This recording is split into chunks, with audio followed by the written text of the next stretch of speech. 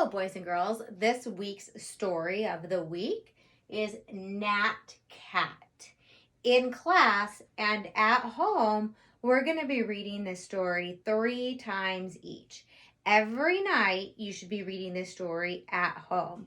And at first, parent reads at home, then parent and student read, and then if student can read on their own, student should read on their own, or parent can ask student to point out the A's and highlight or color the A's, and then any other letter during the week, or they can ask them to point out the word play from our last week's sight word, or you can pick any of the other words like nan is something we worked on, or gnat, or cat, or can, and just have them highlight, circle, or color that one word all the way through the story for that day after you guys have read together.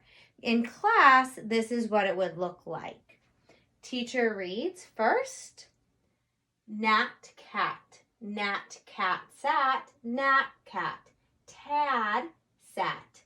Nan can play with Tad. Nat, Nat, Nat can't cat.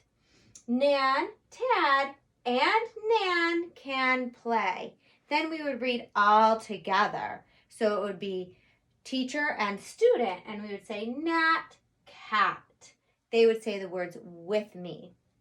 Nat Cat sat, Nan sat, Tad sat, Nan can play with Tad.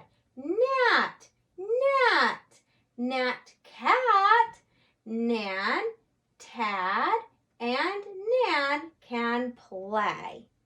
And then I would ask the students to highlight all the A's on Monday. On Tuesday, I may ask the students to circle all of the SATs. So they would circle every SAT in the story. On Wednesday, I may ask them to find the word play and circle and say the word play. On Thursday, I may ask them to circle all of the words nan in the story and circle and say the word nan. On Friday, I would hope that they could recognize some of the words, and I would ask them to point out the word sat and have them be able to point and sound out the word sat, sat.